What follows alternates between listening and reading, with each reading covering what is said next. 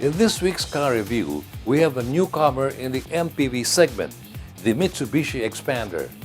This new car has brought thrill to the fans and car enthusiasts long before it even set foot to the Philippines.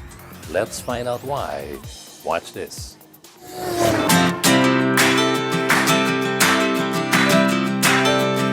We have the Mitsubishi Xpander GLS variant.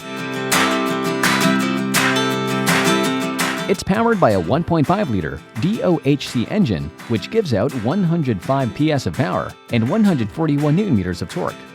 This engine is mated to a 4-speed automatic transmission, which isn't the most advanced, but it does the job powering the Xpander through the roads.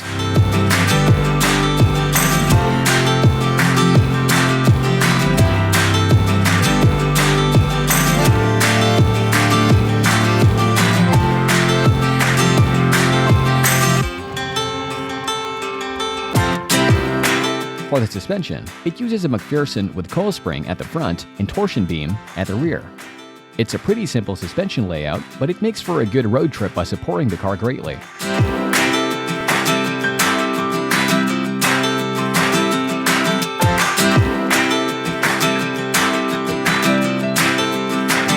When talking about the design of the Xpander GLS, many have pointed out that it doesn't look basic and that the company really spent time and effort on the details of the exterior. It has that sporty and modern touch. It's something that would easily come in your mind if you ever think about what an MPV from the future would look like. It's attributed to the sharp lines that go around the vehicle, its LED headlamps, the dynamic shield grille, and the halogen headlights which complete the looks. The Xpander GLS faces the urban roads with 16-inch alloy wheels.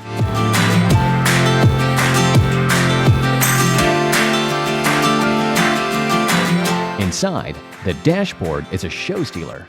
It's simple, yet everything the driver needs is within reach, and it looks elegant.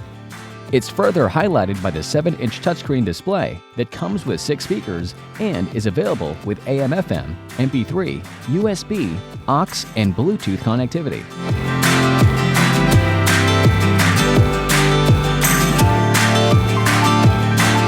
As for the seats, they are wrapped in fabric. The legroom is pretty generous as well. When it comes to safety and security, the Xpander GLS is equipped with the needed features, including central locking, anti-lock braking system, and airbags, among others.